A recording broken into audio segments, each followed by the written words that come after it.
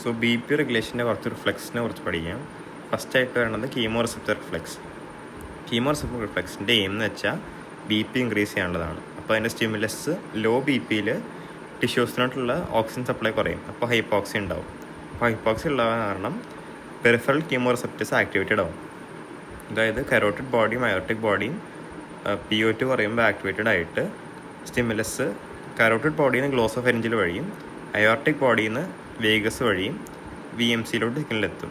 എന്നിട്ട് VMC activated ആയിട്ട് വാസോ constriction BP ഉണ്ടാക്കും.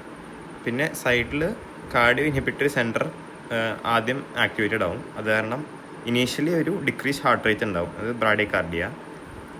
ബട്ട് സെക്കൻഡറി എഫക്റ്റ് ആയിട്ട് ഹൈപ്പോക്സിയയിൽ കാറ്റഗോളമീൻസും റിലീസ് ആവുന്നുണ്ട് ലോ BP കാരണം. ഈ കാറ്റഗോളമീൻസ് ടാക്കിക്കാർഡിയ ഉണ്ടാക്കും. അപ്പോൾ ഫൈനൽ എഫക്റ്റ് എന്ന് വെച്ചാൽ ടാക്കിക്കാർഡിയയും വാസോ കൺസ്ട്രിക്ഷൻ ഉണ്ടാവും കീമോ റിസപ്റ്റർ റിഫ്ലെക്സ് വഴി. അപ്പോൾ നമ്മൾ പറയുകയാണെങ്കിൽ ലോ BP ആയ കാരണം O2 കുറയും, ഹൈപ്പോക്സി ഉണ്ടാവും. അത് കാരണം തന്നെ കീമോ റിസപ്റ്റേഴ്സ് ആക്ടിവേറ്റഡ് ആയിട്ട് സിഗ്നൽസ് VMCനെ ആക്ടിവേറ്റ് ആക്കും. VMC ആക്ടിവേറ്റ് ആയ കാരണം വാസോ കൺസ്ട്രിക്ഷൻ BP കൂടും. പിന്നെ ഫൈനലി കാറ്റഗോളമീൻ റിലീസ് കാരണം ടാക്കിക്കാർഡിയ ഉണ്ടാവും. പിന്നെ പെരിഫറൽ കീമോ റിസപ്റ്റേഴ്സ് അല്ലാണ്ട് സെൻട്രൽ കീമോ റിസപ്റ്റേഴ്സ് ഉണ്ട്. ഇത് ആക്ടിവേറ്റ് ആവണമെങ്കിൽ ഹൈപ്പർ കാപ്നിയ അല്ലെങ്കിൽ ഇൻക്രീസ്ഡ് ഇൻ CO2 കോൺസെൻട്രേഷൻ അല്ലെങ്കിൽ pH കുറയണം സെൻട്രൽ കീമോ റിസപ്റ്റേഴ്സ് ആക്ടിവേറ്റഡ് ആണെങ്കിൽ. ഇത് ആക്ടിവേറ്റ് ചെയ്യുമ്പോൾ സിവിയർ വാസോ കൺസ്ട്രക്ഷനും ഇൻക്രീസ് ഇൻ BP ഉണ്ടാവും. പിന്നെ രണ്ടാമത്തെ റിഫ്ലെക്സ് എന്ന് വെച്ചാൽ CNS ഇഷ്യേമിക് റെസ്പോൺസ് അല്ലെങ്കിൽ കുഷിങ്സ് റിഫ്ലെക്സ്. ഇതിൻ്റെ എയിമും BP ഇൻക്രീസ് ചെയ്യാനുള്ളതാണ്. അപ്പോൾ ലോ BPയിൽ VMCയിലോട്ടുള്ള ബ്ലഡ് ഫ്ലോ തന്നെ ഡയറക്റ്റ്ലി കുറയും. VMCയിലോട്ടുള്ള ഡയറക്റ്റ് ബ്ലഡ് ഫ്ലോ കുറയുമ്പോൾ VMC ആക്ടിവേറ്റഡ് ആവും. VMC ആക്ടിവേറ്റ് ചെയ്യണ കാരണം വാസോ കൺസ്ട്രക്ഷനും BP ഉണ്ടാവും. അപ്പോൾ VMCയുടെ പാർട്ടാണ് ഈ RVLM അല്ലെങ്കിൽ റോസ്റ്റൽ വെൻട്രോലാറ്ററൽ മെഡില്ല. RVLM ആക്ടിവേറ്റഡ് ആകുമ്പോൾ വാസോ കൺസ്ട്രക്ഷൻ ഉണ്ടാവും, ഇൻക്രീസ് ഇൻ BP ഉണ്ടാവും. RVLM പോലെ തന്നെ CVLM ഉണ്ട്. ഇത് കാർഡിയോ ഇൻഹിബിറ്ററി സെൻറ്ററിൻ്റെ പാർട്ടാണ്. അവിടെ വാസോ ഡയലേഷൻ കാരണം BP കുറയും. പക്ഷേ CNS ഇഷ്യേമിക് റെസ്പോൺസിൽ VMC ആക്ടിവേഷൻ കാരണം RVLM ആക്ടിവേറ്റ് ആയി. RVLM വാസോ കൺസ്ട്രക്ഷൻ കോസ് ചെയ്യും. വാസോ കൺസ്ട്രക്ഷൻ കോസ് ചെയ്യണ കാരണം BPയും കൂടും.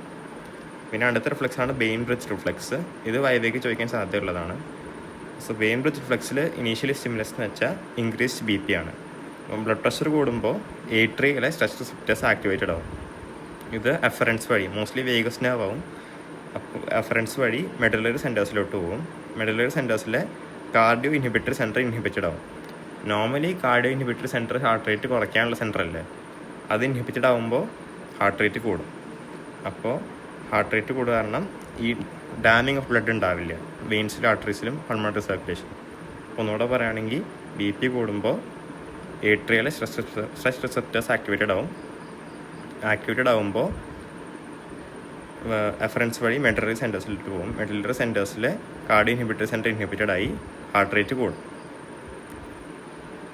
ഹാർട്ട് റേറ്റ് കൂടിയ കാരണം ഡാമിങ് ഓഫ് ബ്ലഡ് ഉണ്ടാവില്ല. പിന്നെ അടുത്തത് ബെസോൾട്ട് സാരച്ച് റിഫ്ലെക്സ് അല്ലെങ്കിൽ കൊറോണറി കീമോ റിഫ്ലെക്സ്. ഇത് കെമിക്കൽസ് കാരണമാണ് സ്റ്റിമുലസ് ഉണ്ടാവുന്നത്. ഇപ്പോൾ കെമിക്കൽസ് ലൈക്ക് സെറട്ടോണിൻ അതുപോലത്തെ സെറട്ടോണിൻ ഓർത്തേക്ക് കെമിക്കൽസ് ആക്ടിവേറ്റ് ചെയ്യണ കാരണം കീമോ റിസപ്റ്റേഴ്സ് ആക്ടിവേറ്റഡ് ആയി.